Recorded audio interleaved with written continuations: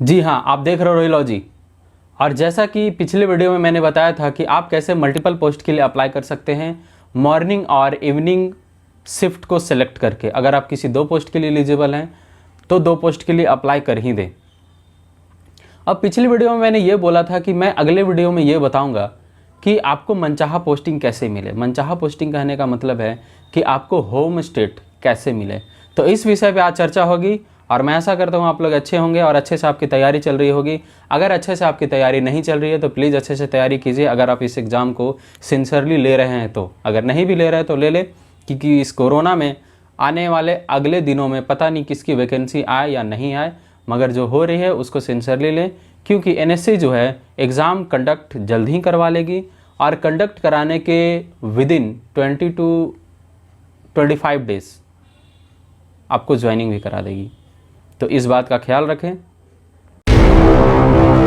Before we start, अगर आप इस चैनल पे नए हैं और आपने अभी तक चैनल को सब्सक्राइब नहीं किया है तो सब्सक्राइब कर ले और बेल आइकन को भी दबा दें ताकि रिसेंट अपडेट्स आपको मिलते रहें और बहुत ही मेहनत से और बहुत ही इंपॉर्टेंट अपडेट्स आपके लिए मैं लेकर आता हूं। तो आप चैनल को सब्सक्राइब करना ना भूलें और तैयारी अच्छे से करें। तो आइए उस खास विषय पर चर्चा करें जिसके लिए मैं ये वीडियो बना रहा हूँ या जिसके लिए आज मैं आया हूँ। तो विषय ये है कि आपको मनचाहा पोस्टिंग कैसे मिले। मनचाहा पोस्टिंग मतलब आपको होम स्टेट कैसे मिले। तो होम स्टेट लेने के लिए सबसे पहला पॉइंट ये है कि आप इस एग्ज़ाम को सिंसियरली लें। सिंसियरली लेने से मेरा कनेक्शन क्या है? कनेक्शन ये है कि आपके स्कोर अच्छे आएंगे। स्कोर अच्छे आएंगे तो आपको पोस्टिंग मनचाहा मिल सकती है। देखिए, जब एनएससी की डॉक्यूमेंट वेरिफिकेशन होती है तो वहाँ पे सारे लोगों को जाना होता है जो सिलेक्टेड होते हैं। तो कुछ लोगों का यह कंसर्न था, ये शिकायत था कि उनको होम स्टेट नहीं मिला, मगर कुछ कैंडिडेट को होम स्टेट मिला हुआ था। तो उनके मन में ये जिज्ञासा उठी कि आखिर उनको होम स्टेट कैसे मिल गया और मुझे क्यों नहीं मिला। जब एचआर सेक्शन से ये बात पूछी गई तो उन्होंने बताया कि जिनके जैसे स्कोर आए हैं मैंने उस तरह से उसकी पोस्टिंग दी है। जिनके स्कोर बहुत अच्छे हैं, अच्छे मार्क्स लाए हैं, जो टॉप रैंक पे हैं, जो टॉप 5 में है, टॉप 6 में है या टॉप 2 में है सीट के हिसाब से, तो उनकी मैंने होम पोस्टिंग करी है। तो ये मेजर फैक्टर हो जाता है कि अगर आपका अच्छा स्कोर है और आप चाहते हैं कि अपनी ही स्टेट में रहे तो आपको अच्छा स्कोर करना पड़ेगा। दूसरा मेजर फैक्टर इनके लिए ये होता है लैंग्वेज। लैंग्वेज से प्रॉब्लम होती है। प्रॉब्लम क्या होती है कि कोई कैंडिडेट जिसका अपना स्टेट का लैंग्वेज कुछ और है और किसी और स्टेट में अगर उसकी पोस्टिंग होती है वहाँ का लैंग्वेज कुछ और है, तो इससे उसको प्रॉब्लम होता है वहाँ पे सरवाइव करने में, क्योंकि आपको काम किसानों के साथ ही करना है। जब किसानों के साथ काम करना है तो वहाँ का लोकल लैंग्वेज आपको आना चाहिए। ऑफिशियल लैंग्वेज आपकी चलेगी नहीं। इवन अगर आप इंग्लिश बहुत अच्छे से बोल पाते हैं तो ये आपको चलेगा नहीं, क्योंकि किसानों से आपको बात करनी है, किसानों के बीच रहना है। तो बात ये उठता है कि अगर आपको कन्नड़ आती है और आपको कर्नाटका में ही पोस्टिंग चाहिए तो आप क्या करें? तो आप हाईएस्ट स्कोर करें। वे देखते हैं कि ये कन्नड़ लैंग्वेज वाले हैं और इनका स्कोर अच्छा है तो उनको वही स्टेट दे देते हैं।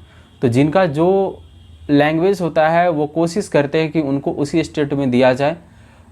अगर आपको एक स्कोर अच्छे नहीं आते हैं तो वो ये सब चीज़ों को नहीं देखते हैं, जैसा रिक्वायरमेंट होता है उस बेसिस पे वो पोस्टिंग डाल देते हैं। तीसरा मेजर फैक्टर ये है कि जैसा जिस डिस्ट्रिक्ट में या जिस स्टेट में सीट खाली होता है उस हिसाब से वो पोस्टिंग करते हैं।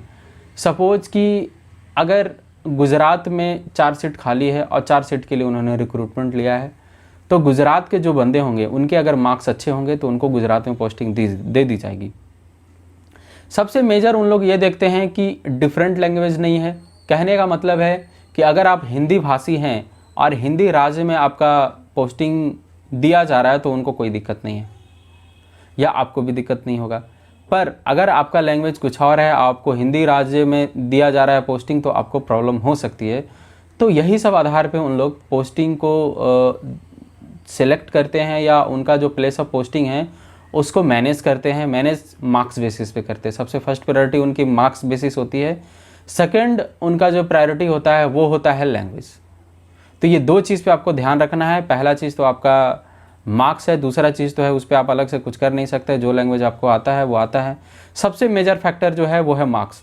तो आप कोशिश कीजिए कि मार्क्स अच्छा स्कोर कीजिए, और उसके लिए मैं एक अलग से NSC sure selection series start करने वाला हूं, जिसमें आप लोगों की सहमति चाहिए।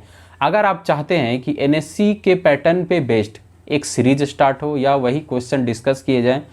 देखिए, पढ़ते हम लोग सब हैं, जब मैं भी तैयारी करता था मैं खुद पढ़ता था, तो होता क्या है कि खुद से सेम चीज़ हमको उतना याद नहीं हो पाता, मगर कोई उस पर इम्फेसिस देते हैं, कोई एनिमेशन वीडियो आता है या उस पर कोई ट्रिक होता है, तो इस तरह से अगर कोई पढ़ा देता है तो हमें वो चीज़ याद हो जाता है और हमारे मेमोरी में वो थोड़ा सा रिपीट होता है यार, उसकी जो स्टेबिलिटी है वो बढ़ जाती है। तो इसमें आपका सहयोग चाहिए। सहयोग क्या चाहिए कि आप कमेंट सेक्शन में बताइए कि ये सीरीज स्टार्ट की जाए या नहीं की जाए, और कौन कौन के पोस्ट के लिए की जाए और कौन से पेपर के लिए की जाए। तो ये आपकी सहायता चाहिए। मैं अगले वीडियो में फिर बताऊंगा NSC के बारे में। इनमें से बहुत सारे लोग क्वेश्चन पूछते हैं कि क्या NSC गवर्नमेंट का है, क्या NSC प्राइवेट है। भैया, NSC बिल्कुल प्राइवेट नहीं, ये 100% गवर्नमेंट है। पूरा स्टैक जो है वो गवर्नमेंट का है, पूरा शेयर जो है वो गवर्नमेंट का है। तो इस बात से तो आप बिल्कुल निर्भीज्ञ रहिए, निर्भय रहिए कि आप प्राइवेट सेक्टर में अप्लाई नहीं किए हैं। ये PSU है, पब्लिक सेक्टर अंडरटेकिंग है, और इसमें जो शेयर है वो गवर्नमेंट का 100% है। किसी में 51-49 का शेयर होता है, मगर इसमें गवर्नमेंट का 100% है। और तमाम बातें करेंगे NSC के बारे में, क्या पॉसिबिलिटी है NSC के और ग्रो होने के, या NSC की क्या ब्रांचेस है, क्या आपका रोल होगा, एवरीथिंग पे डिस्कस किया जाएगा। अगर आपको ये भी वीडियो चाहिए तो आप प्लीज़ कमेंट सेक्शन में हमको बताएं। तो अगले वीडियो में फिर मिलेंगे, तब तक के लिए आप लगन से तैयारी करते रहें। धन्यवाद। जय हिंद।